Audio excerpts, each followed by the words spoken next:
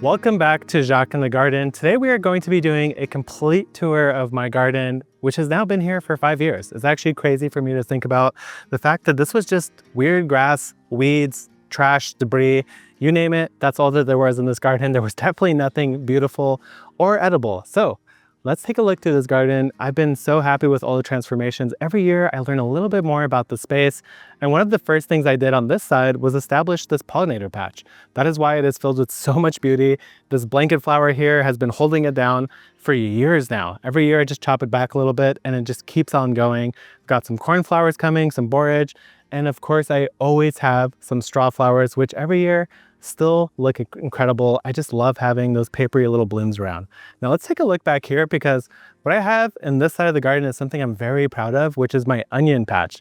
These onions were transplanted into the garden in the first week of January. So at this point, they've been growing for just over 5 months. We're right at the tail end of May here, soon to be hitting summer. Hopefully it's a good summer. I have a feeling it's going to be hot, but take a look at some of these onions. It's a pretty big onion, nice size, nice thickness. And the thing I really like this year that's different from previous years is that the necks are actually not that thick. Last year, I feel like they tapered like this.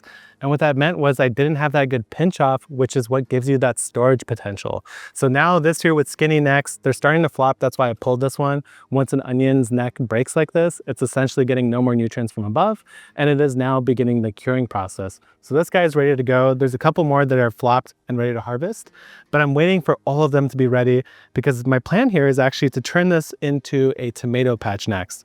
And that process has already started back here, because what I had growing in the winter time was actually a bunch of cabbages and cauliflower. As soon as that cabbage patch was done, I swapped in a Florida weave row of tomatoes. So what I have here are 4 tomatoes, 2 on each one of these panels. They're spaced 2 feet apart, and that's going to fill out this back section. And before anyone asks, this bush right here is the pride of Madeira. Right now it's not as blue and vibrant as it usually is. This year was a little bit warmer and drier, so I actually got less blooms from it overall, but some of the color is still there and the bees are definitely appreciating it. Now back to this garden bed, because I want to talk about what is going on here. What you'll notice is that I have a huge pile of straw on either side of me. And what the straw is not just straw. It's actually been inoculated with mushrooms. And in fact, as I was walking through here earlier, I noticed that the first wine cap mushroom came up. It doesn't look very good, and that is for a reason. The reason why it doesn't look good is that it came up into full sun, got blasted and cooked, and that is what you end up with. Now, the reason why I put mushrooms here was not to kill them, obviously. The reason why I put them here was that my hope was that by planting tomatoes, the tomatoes would shade the pathways, provide enough shade for those mushrooms to thrive. The mushrooms would break down this mulch, feed my tomatoes. And also, a really cool thing I learned recently is that mushrooms, in particular wine caps, could actually attack, kill, and consume nematodes. So if you have a root knot nematode problem, I'm hoping that this wine cap mushroom will actually kill them for me and maybe solve some of those issues while also feeding my tomatoes. So as soon as this patch is ready, it's gonna be one more row right here and one more row down the middle. So that should put 3 total rows of tomatoes throughout this whole area, with a little bit of space for something else as well. Now directly behind me, you'll see I have more onions, but they're a little bit higher up. And what this is right here is my hugelkultur mound. Now, this is a video posted on the Epic Gardening channel. I built this from scratch out of random wood material that I had, trees that I've cut down over the years. So the basic bulk of this is actually all rotting wood underground, covered in compost and soil, and then you plant into that. First year, it didn't really do that well, but now that it's broken down a lot, I feel like the moisture retention is really starting to make a difference here. The plants are doing a lot better. And what I have is the 2 rows of onions, and on either side, I also have eggplant. So I have 5 eggplant on this side, 5 on that side. And once these onions are done, I'll probably end up throwing a bunch of nice, beautiful flowers down the middle to help complement the eggplant and fill up the space a little bit more. Now, in terms of filling up space though, right behind me, this guy has definitely filled up space, and that is my 3-in-1 peach. Now, believe it or not, this tree is a year and 2 months old. That's it. This went in as a bare root tree. You can actually see it in my video, How to Grow a Fruit Tree Faster, where I showed you exactly what I did, how I prepped it, how I planted it. And you could see in that video, it was just a stick, a bare root stick with like 3 or 4 roots, and that is it. And this is what we have today. And one thing, I've already made one mistake. One of them was that I left my garden for a week. Shame on me, because in that time period, the rats and mice discovered this tree. I came back and I had to pull off over 20 peaches that were chewed up. That is actually why you see this little metal flashing barrier here. I built a flashing round around the entire tree because they can't climb on that super slippery metal that has nothing for their little claws to grab onto. Now, just a little thing to scare you guys, a rat apparently can jump 3 feet vertical. So all I'll say is that that is close to 3 feet, but not quite 3 feet. So I'm hoping it slows down the rats enough that maybe a neighborhood cat will catch them. So hopefully we get a couple peaches. I know that next year I will get a boatload considering how much leaf matter I have. But anyway, let's move back to this garden bed. So what I have on either side of me are 2 raised beds. This one is a cedar bed. It is actually the one that I burnt using a flame torch and then sealed with tung oil. That is the shosugi-ban or yaksugi technique, a Japanese method of preserving woods. It also looks really good. And what I have planted in this bed is I have 3 or 4 rows of bush beans. I can't remember exactly how many.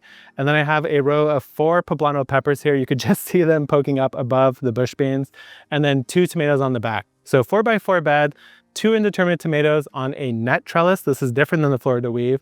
This is a little bit nicer, but it's a constant visual eyesore, whereas the Florida weave lets you slowly build it up. This, you have to just look at it the entire time, which is one of the reasons I don't like it as much, even though it's a little bit easier. But my point here is that you could fit a lot of food in a simple 4x4 raised bed. You're gonna get pounds of bush beans, then you're gonna get pounds of peppers, and you're definitely gonna get pounds of tomatoes off something like this. Now, right next to me is the 3x4 short birdies bed. And what I have planted in here are actually potatoes. Now, I found that potatoes grow a lot better when they're in a raised bed compared to a grow bag or in ground. And actually just earlier, I was looking for a potato. I pulled out this guy, which is a pretty nice sized potato out of this bed.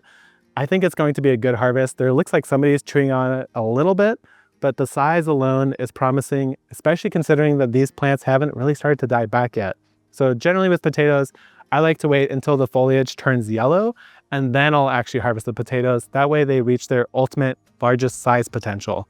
Now, in terms of potential, this bed right here has potential, but has been struggling.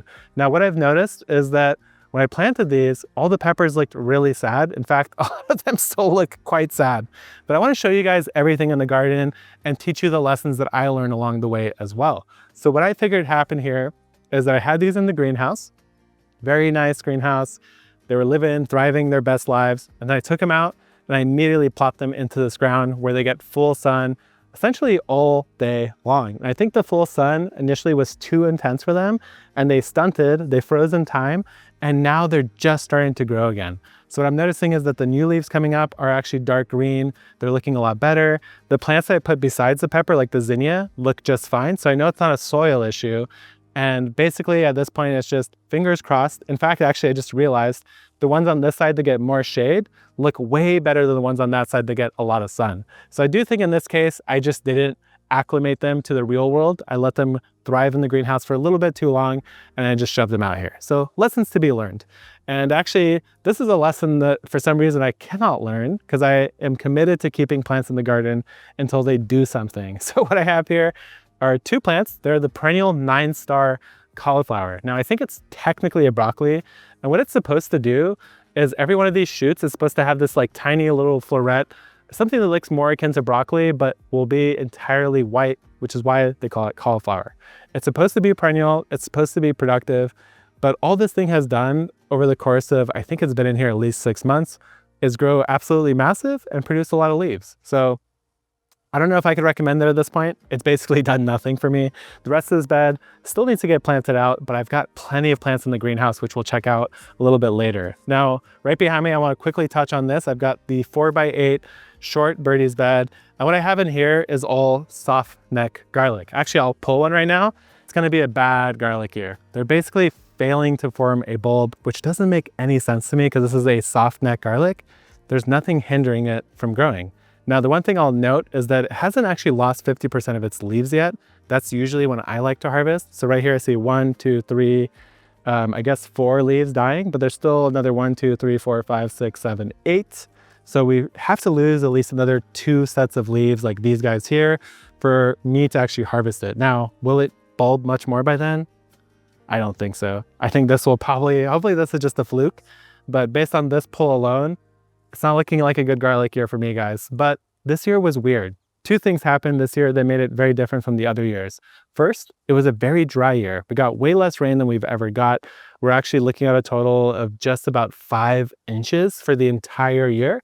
Usually we average about 10. So driest year in history, I think in over 100 years. It was also a very warm winter, and garlic, it does need some cold weather to thrive, and it definitely needs water in those early months to actually grow properly. But the thing that has grown really, really properly has been the tomatoes. They look so incredible this year. So let me break down what I have here. I have a simple bed on this side, 6 tomatoes, Florida weave all the way down. These are all big tomatoes. So things like Cherokee Purple or Harvest Moon or any one of those, really the beefsteaks that you slice up and eat on a sandwich. I also have 1 row of peppers down the middle here. And then in between the peppers and the tomatoes, I probably could have jammed in a couple extra peppers, but I decided to just do some flowers and herbs. Right now, what I have is some basil, I have some French marigolds, some alyssums. So pretty basic on this side. But on the other side, this is where I pulled all of my different tricks when it came to companion and interplanting to try to maximize the most possible food out of a single space. So what we have here is the same basic setup. I have Florida weave tomatoes on the back. I've got 6 of them, 2 per panel. They're roughly 20 inches apart, a little tight on this side, but I wanted to try to make it work. And then what you'll also see is 2 rows of peppers. So these peppers are only 10 inches apart this way and 10 inches apart this way. They're very tight. This is probably the tightest I've ever planted peppers before. And the reason why I did it is because I always get sun scalding on my peppers and it drives me nuts. I hate waiting for this huge pepper to actually form, only to find that it got burned by the sun and essentially rotted from the inside out. So the thought here is that by planting them close together, the canopies of the peppers will start to overlap. Throw shade on the peppers forming down low. We'll still get plenty of sun up high. And right now it's just past 4 o'clock and the sun is only now starting to cast a shadow from these tomatoes onto the pepper plants. So all the time leading up to 4 p.m., maybe 3 p.m., these peppers are in full sun, getting plenty of sun. But in the late afternoon, these tomato plants are actually blocking that really intense hot sun, and it should stop me from losing peppers to sun scald. Now, the other thing that I have going on here to maximize the food production is that down the row, in between both rows of peppers, is I have a row of lettuce. So you can see it's pretty tightly in here. Basically, you could barely see the dirt now, which is the goal. And then behind that, I have another row of little gem lettuce and French marigolds, because French marigolds are the best in terms of deterring or scaring away root knot nematodes from taking over your tomato plants. Now, one thing that did take over the garden that I'm actually very happy about is this Beaujolais sweet pea. So this is a pea that I've now grown for 2 years here. Actually, I don't even think I planted these. I think they were all volunteers from the previous year. You can see they're well over me. They're well over 6 feet at this point, and they're starting to produce their pods, which if I want to extend the actual blooming season, I'll go through and remove as many of these pods as I can to hopefully force it to produce more flowers. The other flowers you might be seeing in here are the Fiesta nasturtiums. They're a trailing type. They have a very peachy sort of hue to them. So they have a combination, and peachy flowers are really my favorite, I have to admit. They got a little bit of pink, a little bit of orange, a little bit of yellow, and they just have a lot more complexity to them than just like solid orange or solid red, which I still appreciate for nasturtiums, but this is definitely my jam. The last flower I wanted to point out here is actually this flax. This is a scarlet flax. So this is a ornamental, non-edible flax, but the flax is really beautiful. I've come to really appreciate it. Next year, I'll probably focus on the one that you could actually eat so that I could get something out of it. But this has a really nice, interesting kind of pink-red color. The traditional flax that is edible is blue. So the flowers are still quite beautiful, but I wanted to try something a little different. I'm really happy with how this flower arrangement worked out. Now, as I come back through here, a couple of things I want to point out. First is this trellis. This is actually, I guess at this point, it's now the oldest structure that we've added to the garden since we refreshed it. And it's very simple. It's EMT conduit, it's 1/2 inch. It's all just leaned up on itself, lashed together with some string. And then the actual trellis material itself, this is all paracord. Now, the reason why I use paracord is that it's UV stable and it can handle like 270 pounds of weight before it breaks. So no matter how many cucumbers or squash I grow on this, it will never break from the weight alone. And it's been holding up just fine in the sun for now well over 3 years. Now, what I do have planted in here right now at this moment is every single one of the metal conduit poles themselves has a climbing bean. This is the Scarlet Runner bean, one of my absolute favorite. It makes a really nice big bean that I love to eat. And the flowers are super attractive to hummingbirds and bees, butterflies, everything seems to love them. So really beautiful plant that is also edible. On every one of these panels right now, right between me, I have 3 cucumbers here. We've got 2 cukes here, another cukes there. So the idea is that each one of these panels is going to have fruiting vegetables like cucumbers and squashes, and then the poles themselves, which if you didn't know, if you're growing a runner or pole bean, they need verticals to climb on. So these cross patterns here give nothing for the bean to actually attach to. They only want verticals, so they're able to shoot straight up there. So that's the idea here. Eventually, I will get some squash planted on the other panels once some of these flowers die back a bit. Now, I do want to talk about this section here. The basic idea is that I have a really long, sort of decently wide, it's probably about 4 feet across, wide bed here. And then I have a little strip where I have herbs like the sage, and then I have the pathway. Now, the way I'm using this big bed here, I've called it the no-till bed before because this was built using no-till methods of cardboard, compost, and I never even fork it. I just simply plant into it. What I have going right now is in the very back there, you'll see what looks like broccoli plants, and it is indeed broccolini. I decided that in that shady pocket of the garden, I might be able to pull off a broccolini harvest. I'm not sure how much sun they need, but so far they actually look really good. Don't get distracted by the leeks here, but behind the leeks, what I have is a bunch of sweet corn. So this is going to be my sweet corn patch. And then the free area up front in front of it is going to have a combination of watermelon, melon, and some sort of winter squash. I just haven't decided exactly what yet, but there's plenty of room for them to ramble through here, and they'll be able to go through the corn similar to like a 3-sister setup. Now in the back here, I did want to talk about calendula a little bit because this year my calendula grew really big, really bushy, and was absolutely profuse in blooms. Now, the reason why I've learned recently is that calendula likes a little bit of a cold period. So if you plant it in the fall or winter and grow it into the springtime, you'll get much bigger plants before they begin to bloom, because I'm sure everyone at home who's grown calendula like in the late spring or summer knows that you plant them, they bloom pretty quick, they don't get that big, they get powdery mildew, and then you're sad. So if you get them out early enough, you'll end up with these really huge plants. I've already deadheaded well over 200 blooms off each one of these. I just keep coming through and trying to remove them. And it's been working so far, but at this point, I'm getting pretty tired of removing all these blooms because there's simply too many. Now, right next to me, what I have is another tree that I planted at the same time as that peach. This is a 4-in-1 plum. So 4 different varieties of plums grafted onto the same tree. It grew a lot slower. I was almost a little bit concerned, but I just have to remind myself that a peach grows differently than a plum, and there's no reason to expect them both to grow at the same time. So it is looking good right now. I don't have any intention of getting fruit off of it this year. In fact, I don't even see flowers anyway. So I think that'll be an easy one for me to not have to deal with. But a couple more things I want to point out on this side of the garden is, first of all, this is the first year I've ever grown a glacier tomato. I had no idea that it would be this big and vigorous. I thought it would be something that just kind of pumped out a couple tomatoes and gave up.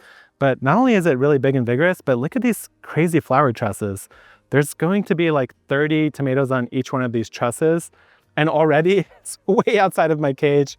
I incorrectly assumed that this would be a determinate, and I, for some reason, didn't even think to check. It is indeed an indeterminate. So very poor trellis setup, but I will definitely get fruit. Down low, I can already see that there's a ton of fruit forming here. So we know that it's working.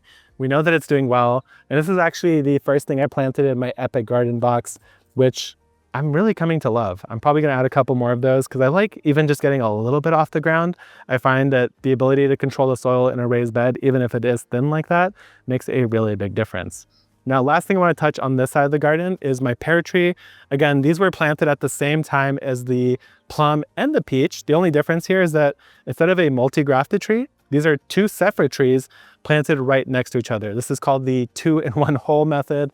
And the reason why it works is that basically you need both trees in order for them to pollinate each other. So if you plant them really close to each other, you'll end up getting a decent amount of fruit. You'll limit the size of both trees, but now they could easily cross-pollinate and form fruit without any problems. And in fact, these are the ones I'm the most excited for. Ever since I read that fruit tree growing book, and the author described the sensation of eating a pear fresh from the tree out of the garden, saying that it was unlike anything at all that you could get at the grocery store. It is apparently an entirely different experience, and I cannot wait to experience it for myself. So now let's take a look at the greenhouse, because I've got a lot of different plants going in there and a lot of different seedlings that I alluded to earlier, so you can see what they look like now. Here we are at the greenhouse, and here are some of the plants that I was alluding to earlier. You could see that my tomato addiction knows no bounds. And right here, these tomatoes they're already producing fruit. I've been keeping them around for too long. Now, these are the tomatoes that I want to put in the onion patch.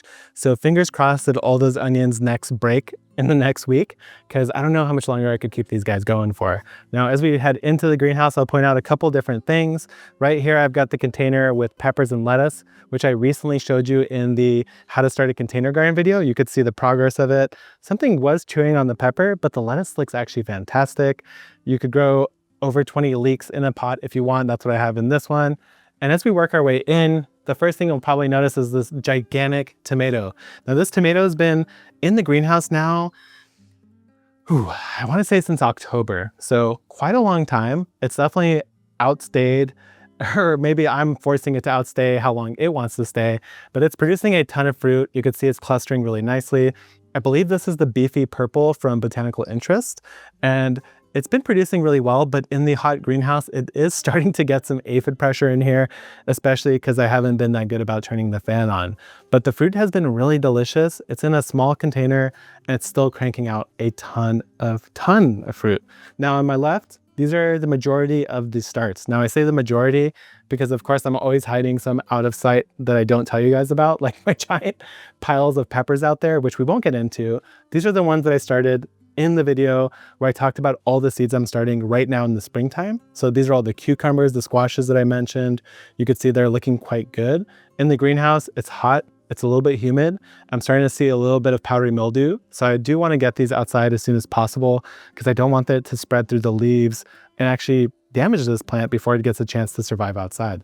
Now, again, more of those seeds that I talked about in that video. They are looking really good, including all of the herbs and all of the, yes, tomatoes. I don't even know why I started this, guys. I need to stop. I need to stop on this tomato problem.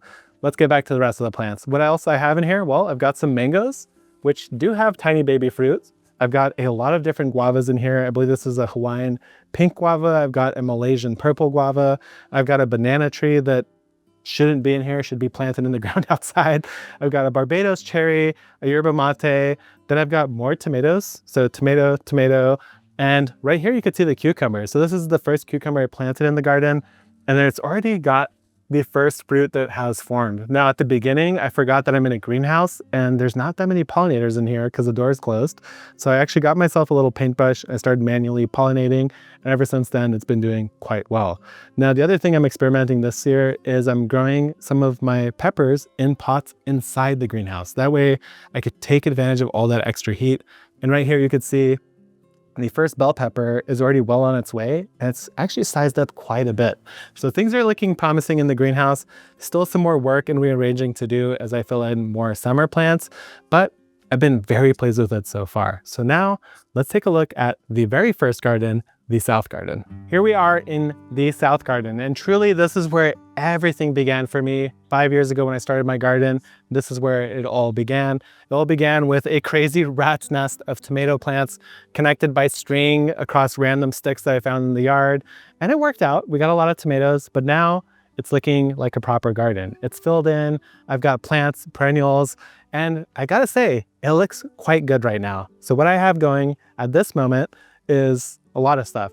Next to me, in the most shadowy part of this side of the garden, I have a row of lettuce. Yes, a row of lettuce on the eve of summer. I don't care, I'm still trying to push it. But on this bed here, what I have is a beautiful cosmos, and that gigantic plant up front and center there is a straw flower. And what I'm going for here, the original plan, is that I have a row of perpetual spinach green chard, and that is a random zucchini plant that was a volunteer that I'm keeping, I've decided. And then behind it, I've got a bunch of different peppers. Now these are peppers that you're gonna harvest more frequently. They're gonna be things like shishitos, pepperoncinis, Fresno peppers, things that you use to season your cooking, or you cook a bunch of them at once for the meal. So the idea was that I wanted those peppers close to the kitchen door, and that is why they ended up right here.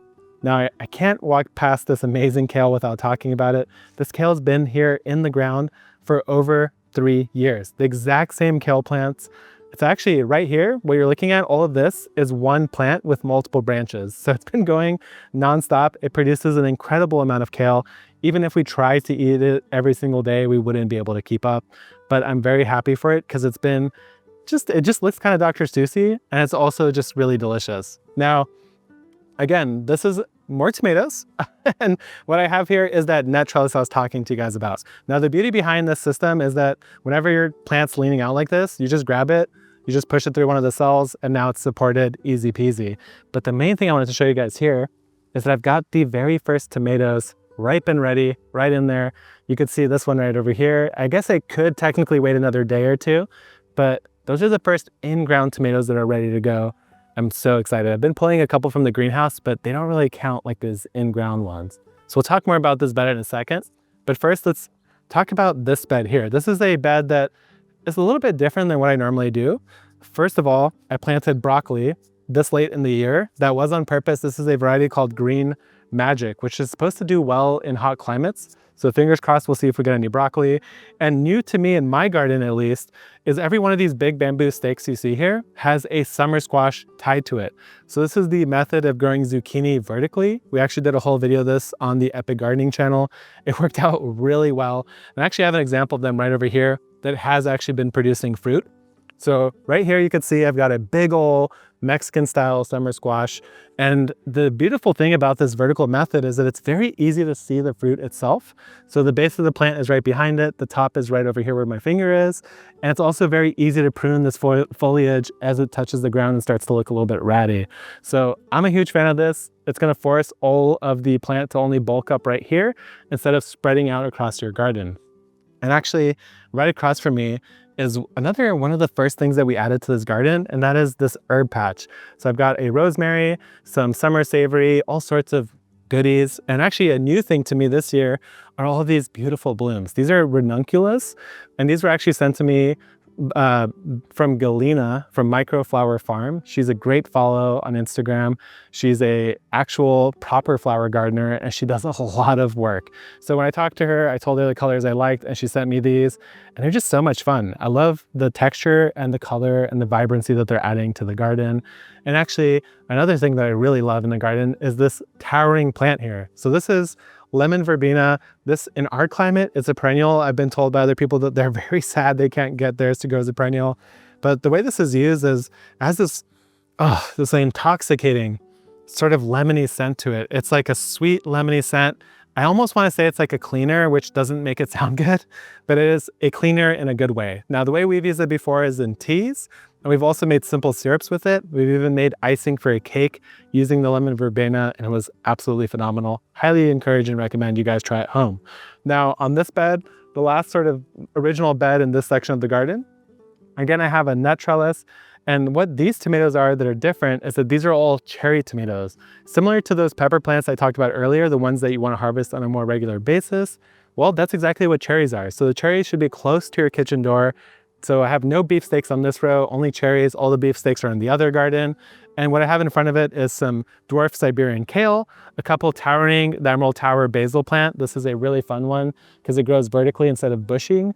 And it tends to produce flowers less often, which means that your basil can grow much longer into the season. Now, right behind me, I've got the flame seedless grape. And of course, my little crazy tree collard here that I've been beating back, cutting down. And again, this is another plant that's been in the garden basically since the first year. So it's well over 4 years now, and it's still producing. We do eat it occasionally, not all the time, but it is a good one to have in the garden. Now, in terms of the actual grape, flame seedless grape, every year it tends to have issues with powdery mildew, but it's also gotten better every single year. And this year, I don't see any powdery mildew yet. I am seeing grape clusters forming all along it. So it looks like I have at least a dozen flower clusters, which should lead to a pretty good grape harvest. Fingers crossed, guys, that this warmer weather is going to keep the powdery mildew at bay. At least that's the hope. Now, again, right here, I've got another pollinator patch, Shasta daisy. It's got some ranunculus, some California poppies, some more straw flowers. But the Shasta daisy definitely needs to get tied back because it is starting to take over the garden. Now over here, what I have is another cedar bed. This is a 4x8 bed. And let me break it down real quick for you. On the back, again, any 4-foot bed, I tend to put 2 determinate tomatoes on the edge of it. So right here, net trellis with some redwood 2x2s, and I've got 2 beautiful tomatoes on it. Again, all of the tomatoes this year, perfect. They have no real signs of disease. They're like super vibrant and green, a lot of flowers, a lot of fruit. I'm very pleased. And speaking of a lot of fruit, the peppers that are grown in this raised bed are by far the best peppers I think I've ever grown, especially at this point in the season. For them to be this big and dark green and beautiful is just chef's kiss, guys, because I've never had my peppers look like this at this point in the year. And that is thanks to that hotter winter that I was mentioning. It gives and it takes. The garden is different every single year. You can't predict the climate, you can't predict the weather. You just have to roll with whatever you're given. And this year I sensed that it was going to be a warmer year based on the patterns of winter. And so I focused on getting my peppers out earlier, and it's definitely paid off. They look so good. I'm so happy I did that. Now over here, on this section, I have the very first sunflower of the year. It's on its way out now. It's a multi-branching type. I've talked about this before, but I always recommend growing these branching sunflowers because they produce multiple blooms instead of just a single big head, and then they're sort of done. Now at the floor here, this part of the garden I've never really had great success with. So anytime I have that, I look at that spot and I think, what can I do with it instead? And what I did instead is I put another pollinator patch. And this actually has a endemic native flowering plant. I believe it's the evening beach primrose. It's this yellow flower down here that's forming at the base. And the nice thing, oh, I just dropped it. The nice thing about this flower is that it's one of these flowers that can handle being in the garden. And what that means for native plants is that it can handle living on irrigation, whereas most native plants are not on irrigation because they're in the wild. Now behind, right here, I've got my, I guess I don't even know what number orchard this is, but I've got a few orchards out in the garden. This is where I have my apples. So I've got a Fuji apple here. I've got a pink lady right behind me. And this crazy big old bush here, this is rhubarb. So I'm gonna actually collect one of these so you could see how big the leaf is on this plant. Now the variety here is called Victoria. This is the variety you wanna grow if you live in a hot climate like I do in San Diego. Basically, some places tell me that I can't even grow rhubarb here, but look at that, guys. You could definitely grow rhubarb. You just have to plant the right variety. And oh man, even just this one, that might be enough for a pie there. And I cannot wait because I love rhubarb pie. Now in front of me, I have, once again, another tomato because, well, you know, at this point, I don't have to tell you, I have a tomato addiction. And behind me, I have pomegranates. So 2 pomegranates, they were both went into the ground last year. I've got a lot of blooms on the Texas pink here. That is actually from our live goods. You could order that tree. Came in a pot, it looked really good. I'll put a link for it. And it produced fruit in the first year. And this year, it's definitely going to be producing fruit again. Now this bed is another one of these interplants that I'm quite pleased with. This is a 4x8 bed. What I have are more early style tomatoes. Early Girl, New Girl, Moscovich. There's 6 of them total, 3 on that side, 3 on this side. Those are all on the net trellis. So you could start to see the difference here in the trellis and how you prune it because they're the exact same varieties. On this side, I'm pruning them down to just 1 or 2, I'm pruning them down to just 2 or 3 main vines and removing everything else. On the net trellis, I am letting them go wild. That is why they have so much more foliage. In the long run, they should produce more fruit. The thing that has surprised me though, is that the fruit on this side I expected to ripen first since it has less fruit overall. But in fact, that side ripened first. I don't know how to explain it, but either way, I'm happy with how the tomatoes look. I'm happy with how much production there is. And in the very middle here, I again have a row of leeks. I've started to plant peppers and lettuce on the inside because that shadow from the tomatoes should help those things thrive. Now on the inside, I also have some companion planting going on here. I've got marigolds, same reasoning. I've got some leeks straight down the middle. And I've also been adding butter lettuce and actually peppers. And that is because these tomatoes are going to provide shade to the inside, which again, the peppers should appreciate and the lettuce for sure will appreciate, especially as we get closer to summer. Now, a couple last things I wanted to talk about on this side of the garden before I show you guys the native garden that is looking absolutely spectacular right now is that this bed is empty. Now, the reason this bed is empty is because of this right here. I keep seeing damage in this bed. I keep replanting it and then I keep losing stuff and I can't seem to catch the culprit. It's actually making me lose my mind a little bit, but what I have here is what I thought would be my last cauliflower. It got chewed on. I'm not even sure what's getting it, guys. At this point, It's really racking my brain to figure out what's going on here. But I do have a trap set. I think it's probably a vole again. So we'll see. I will probably end up planting into this bed and just use stainless steel mesh around my plant root balls so I can at least get something growing, because I hate having empty ground like this. Now, I do also want to mention, if you have something like a blueberry plant, which is what this is, then you also probably are dealing with the same issue that I was, which is that birds are coming and stealing all of my delicious fruit. So all these big ol' beautiful blueberries here, oh man, they're so good fresh out of the garden. They were getting snatched by the mockingbirds. Now, I do have an agreement and deal with the mockingbirds. The mockingbirds scare away the crows from my garden to stop them from ripping up my plants. And in exchange, I allow them to eat the berries. But there is 6 different types of blueberries here. 3 of them I don't actually like that much. I don't care for them. They're not special, but these ones are special. They get covered up. The mockingbird gets to eat the rest. So I'm gonna pop these in my mouth, but now let's go take a look at the native garden. So this is actually the second native garden. I would show you the other one. It looks okay, but I honestly feel like this one's looking a lot better right now. Now, a couple things. Everyone should have a native garden at home. You don't have to even give up any of your garden space. This part of my yard only gets sun in the afternoon, so that is exactly why we put it here. It's primarily shade in the daytime, so we're like, why don't we just find native plants that can handle a little bit of shade and put them there? And this is what we have. We have some really beautiful stuff here. This guy right here that looks kind of like an alien, crazy, purpley blue one, this is a penstemon. It's been blooming profusely for weeks now. Right next to it, this is a yarrow, but this is a paprika yarrow, which is why it has that wonderful sort of red pinkish color to it instead of the classic whites or yellows. And actually throughout here, we have a variety of different yarrows. Real quick shout out to my left though, is my passion fruit, which is insane. It's taking over this entire sidewall, which is basically what it's supposed to do. But there's one of the flowers. They look so cool. They actually truly do look alien compared to the penstemon, but people actually use these in teas and they actually smell pretty good. I've never really smelled that before. I kind of like it. So anyway, back to the native garden. We've got some native grasses here. We even have a native mint. This is the coyote mint. Yes, I do have mint in the ground, but since it's native, I decided it's okay. I'm not going to be too precious about it. Got, again, 2 different types of yarrow here. One of these is the white one. So now we've seen the red. You can see the white. Sorry, I'm getting my shadow out of there. And then over here, we've got more of a sort of yellow to orange hued one. So there's a lot of different varieties of yarrow out there. They're all still native plants, even though they're actually cultivars. And right over here, and this big guy was the, oh man, it was just on the tip of my nose, or tip of my tongue. This is the blue plant, Ceanothus. So this blooms very, very nicely for a long period of time. And the rest of the year, it looks fine. I actually like the color of these green leaves. I think it adds a lot. And right below it is a point sow sage, which is a creeping sage. You could see how it's really filling out the space, looking wonderful. And as I mentioned, there's also the really bright yellow yarrow. This is more of the classic yarrow. This is most likely the one that would be classified truly as a native endemic plant. So a lot of different stuff going on in the native garden. I actually have some mugwort behind me, and this is not native. Well, I guess it's native to my garden now, but this is a random volunteer tomato, which I've decided gets to live. Anytime I get one of these volunteers, I love to see what it produces.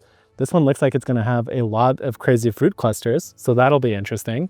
And while we're here, I should mention this craziness. Wow, that's a beautiful hummingbird up there. Definitely too small for you guys to be able to see it, but I think it's a rufous. And what I have here is this giant fig tree. It's been here for years. This year I'm trying to revive it. I have a couple different varieties grafted onto it that can produce fruit, but I'm also trying to get it to produce its endemic actual fruit that it's supposed to. And this, if you're wondering, this absolute stunning flower is the bougainvillea, that is one of these kind of peachy orange ones mixed together with this fig tree. It looks incredible. Now, I'd feel bad if I didn't show you the chickens since we're right next to them. I don't have that much to add, but I figured we should at least stop in and say hi. And they've been doing good. I've got the 6 chickens here. This coop definitely needs some TLC. There's some little details I want to add, some cleanup I want to do to it. But overall, it's holding up pretty nicely. And the main goal here was to try to blend my chicken keeping. They're actually looking for grubblies right now. I should give them a treat. I wanted to blend my chicken keeping and giving them plenty of space. Chickens really do need a lot of space to roam around in. So this whole area behind me is their enclosed run. It's safe from predators. They go into their coop at night with the automatic door, which keeps them extra safe. But the idea behind this is that their poop Wow, you guys are really looking for snacks here. Their poop is going into the ground and the trees are able to make use of that fertility and don't have to be worried about, for example, blending their chicken poop in my vegetable garden where I don't want raw manure contacting the vegetables I eat. In this case, it doesn't matter because all the food is growing up in the air off the ground on the trees themselves. So really pleased with how this is coming together. There's always more work to do in the garden to expand it, to improve it, to learn from it. But 5 years in now, I'm pleased, I'm satisfied, and I cannot wait to see the next 5 years. So thank you guys for watching. I'll see you guys in the next one.